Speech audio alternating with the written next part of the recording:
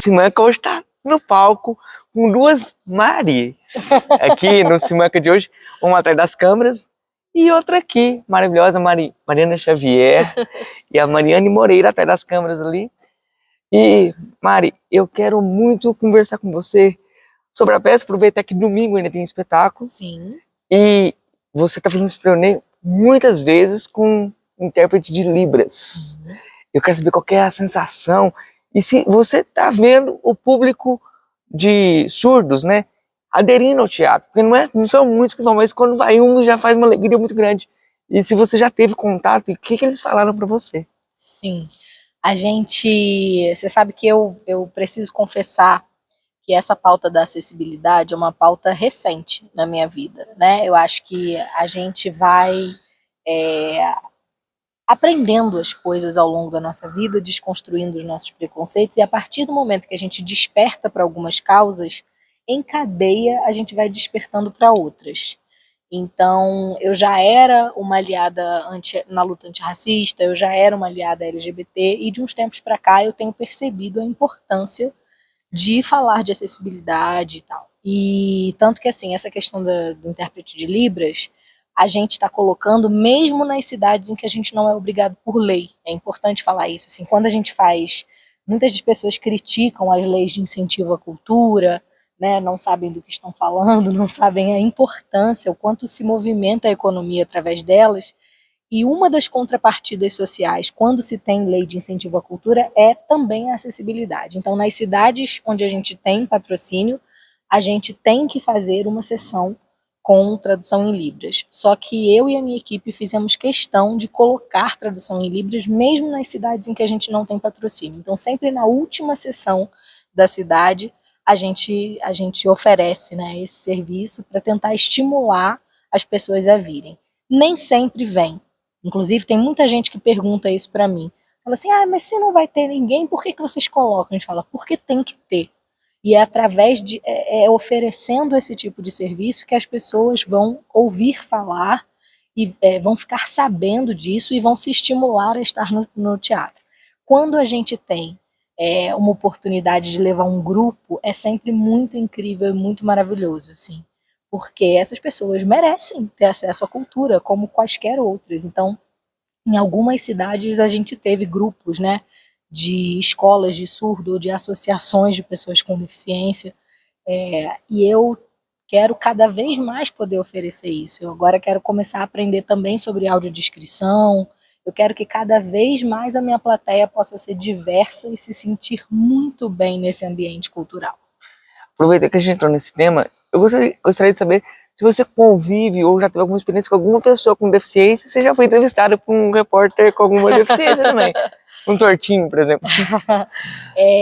Eu tive uma convivência com um número grande de pessoas com deficiência quando eu tinha cerca de 18 anos.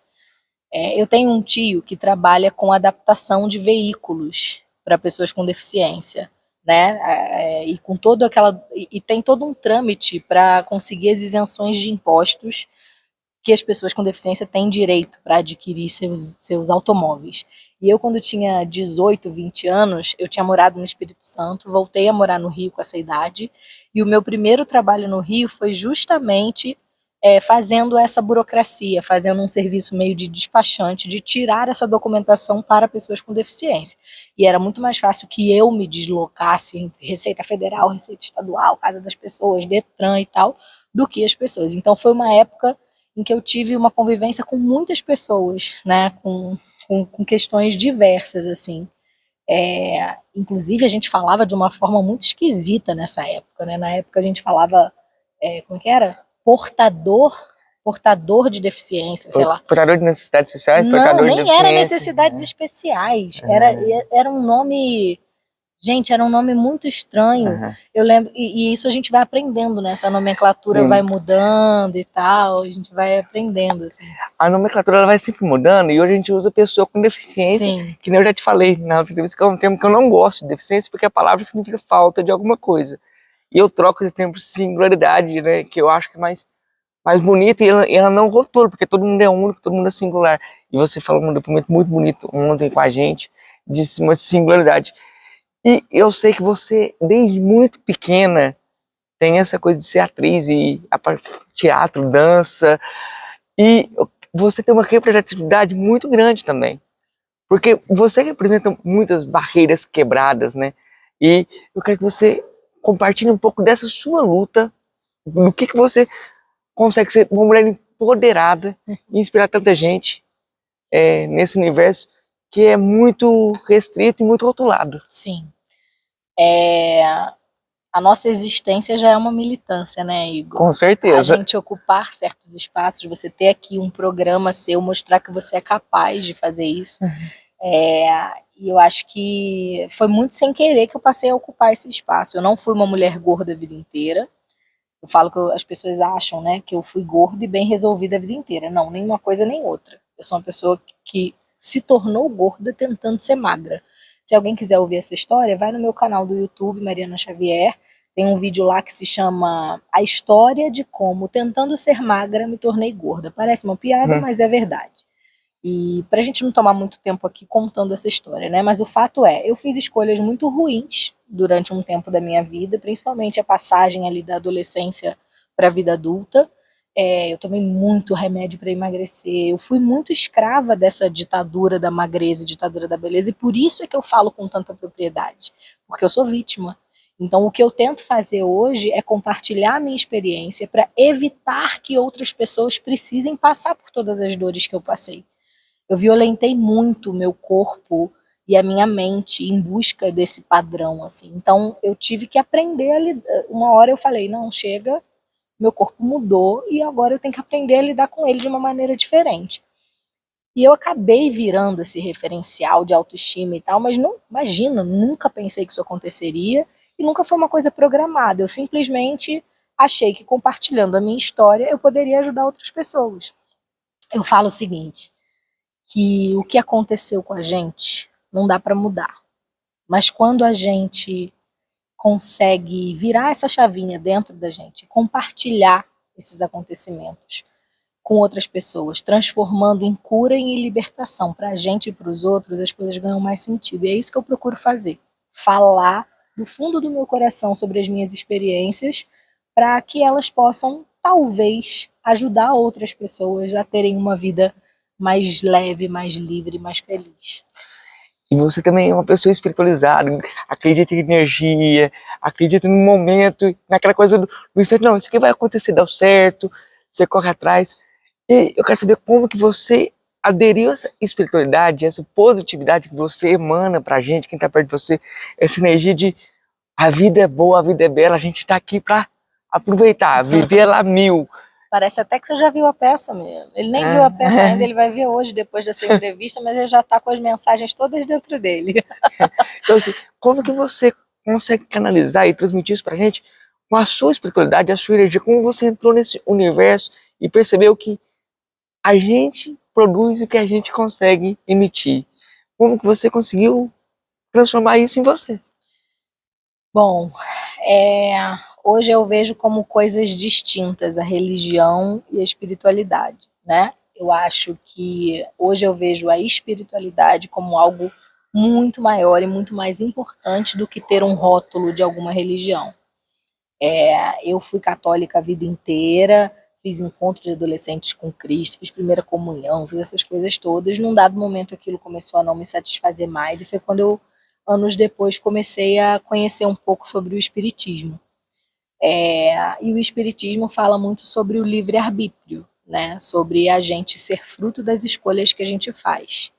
É claro que a gente não pode ignorar os componentes culturais, sociais que pesam na vida de toda pessoa. Mas, assim, o espiritismo consola um pouco nesse lugar de tudo que acontece na nossa vida ter algo a nos ensinar e algo que nos possa fazer nos tornar pessoas melhores, espíritos melhores. Assim. Então hoje eu sigo a doutrina espírita, é a minha base, mas eu acredito em um monte de outras coisas. Como você falou, eu acredito em energia, eu acredito que tem pessoas que não têm religião nenhuma e são extremamente elevadas espiritualmente. Eu acredito nisso também. Muito, muito, muito. E eu acho que é isso, é a gente acreditar em alguma coisa maior, nos conectar com essa coisa, seja através da reza propriamente dita, seja através do contato com a natureza, seja através dos cristais. Eu gosto de todas essas coisas, assim. Eu misturo um pouco Já de fiz tudo. tudo.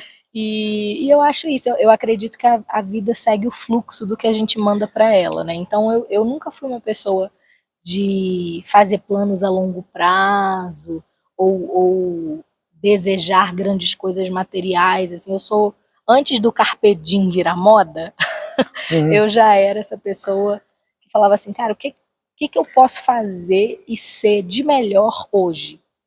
Sabe? Aproveitar cada oportunidade da vida como se fosse a grande oportunidade da sua vida e acreditar que se você sorrir para a vida vai sorrir de volta para você.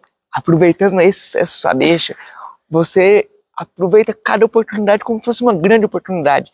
E tem uma história que você já contou, que, por exemplo, você fez a Marcelina, uma peça que te deu essa notoriedade nacional, só que o Paulo Gustavo, que você conversou com ele, que você foi no teatro ver ele, Sim. Conversou com ele de primeira, você tinha 32 anos e já foi toda jovenzinha fazer o teste, e ele te escalou pro papel por conta do seu personagem na escolinha. Pois é, menino. Porque E eu achava que a escolinha ia queimar meu filme, você vê? Pois é, eu quero que você deixe um recado para esse pessoal que fala assim, nossa, esse trabalho aqui eu não faço, porque você se entrega em todo o trabalho e você fazia de qualquer coisa que te desse um sustento e te desse uma oportunidade. Porque tudo é relação, tudo é contato. Então, a gente tem que entender que as nossas conexões são físicas, não são só virtuais. As virtuais são coisas que não são palpáveis. Então, a gente tem que valorizar essas relações, essas pequenas relações que a gente tem no nosso dia a dia. Eu queria que você desse um recado e como que isso transformou sua vida. E para finalizar também, falasse um pouco do Paulo Gustavo, essa figura iluminada que passou por aqui. Bom, sobre isso de aproveitar as oportunidades, eu acredito muito, assim, como eu acredito na energia e nos desígnios do universo, eu acho que às vezes, numa coisa que a gente não espera, num trabalho, num encontro, seja o que for, que você não espera muita coisa, às vezes a espiritualidade está agindo para colocar pessoas muito importantes no seu caminho que podem abrir outras oportunidades. Então, eu acredito sempre nisso, assim, que primeiro é a nossa necessidade que vai medir o quanto a gente precisa fazer aquele trabalho ou não, né? Teve muitos trabalhos na minha carreira, muitos trabalhos que muita gente falava, mas isso é tão pequeno, você é tão melhor, você vai fazer esse elenco de apoio, você vai aparecer lá no fundo da cena. Eu falo, cara, vou porque eu estou precisando e eu prefiro fazer um trabalho pequeno na minha área a trabalhar num negócio que não tem nada a ver comigo, sabe? Então, acho que é isso, é a gente medir de acordo com o nosso momento e a nossa necessidade, se não vale a pena domar a nossa vaidade um pouquinho e aceitar aquele trabalho, mesmo parecendo pequeno, né, e se dedicar, porque realmente podem vir muitas coisas boas dali. Essa conversa que você está falando com o Paulo Gustavo, eu fui atrás dele no teatro para me apresentar para fazer a Marcelina, eu estava justamente fazendo esse tal desse elenco de apoio num programa chamado Macho Man. Era uma figuração de luxo, eu aparecia no fundo da cena desfocada fazendo a unha da figurante. Mas lá eu conheci a Poliana, que era muito amiga do Paulo e que foi a primeira pessoa que falou de mim para ele. Falou, olha, você vai fazer o filme, tem a Mariana, não sei o quê. E aí eu também não fiquei esperando cair do céu, eu fui atrás dele. Então eu cavei também muitas oportunidades. E o Paulo, cara, até é muito difícil falar dele ainda, né? Eu falo que tem dia que parece que não aconteceu a morte dele. Tem dia que parece que é só um pesadelo, que eu vou acordar e vai ter um áudio dele me zoando no WhatsApp, sabe? É uma pessoa maravilhosa, um gênio do humor, um gênio, um dom, assim, realmente inacreditável, de uma generosidade enorme com as pessoas, sempre procurando ajudar, dar oportunidade, ajudando muito em silêncio, né?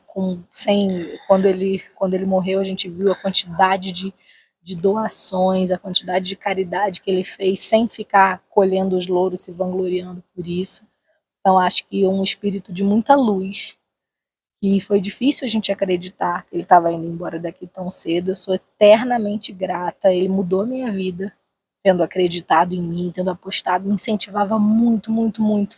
No primeiro filme eu recebia áudios dele, às vezes no meio da madrugada, ele na sala de edição, na ilha de edição do filme, ele me mandava um áudio. Garota, você tá incrível, você tem noção que você vai mudar a sua vida esse filme, vai todo mundo descobrir a atriz foda que você é. Desculpa, eu falei palavrão. Pode falar. Ele falava. Porque é foda mesmo, cara. Você é uma atriz para uma pessoa, fora uma pessoa iluminada.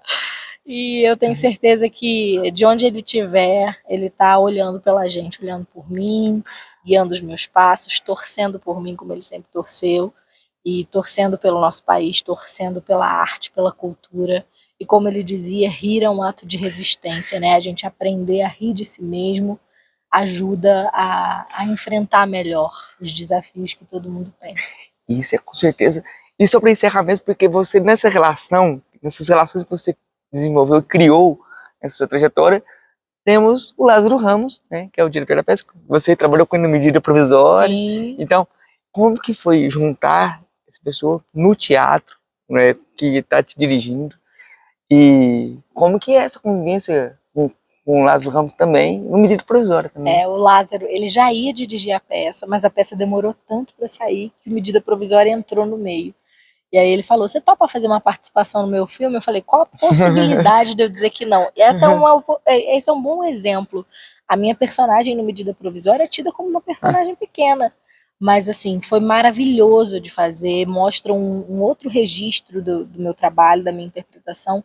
E é um filme muito importante, que eu tenho muito orgulho. Um filme histórico, com maioria negra na frente e atrás das câmeras, falando de um assunto super importante. Então, assim, cara, tem coisa que dinheiro nenhum paga. E o Lázaro, eu sou muito apaixonada por ele, como artista, como pessoa.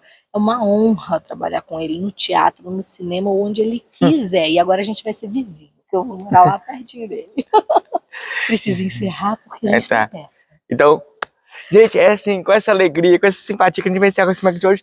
Muito obrigado, Mariana. Você bota uma foto minha sorrindo no seu Instagram. A gente vai tirar agora. Você simpática, me botou uma foto séria, gente. Agora a gente vai tirar uma foto sorrindo. O difícil agora é se eu vou sair bem na foto. Um beijo, obrigada, gente. Tchau.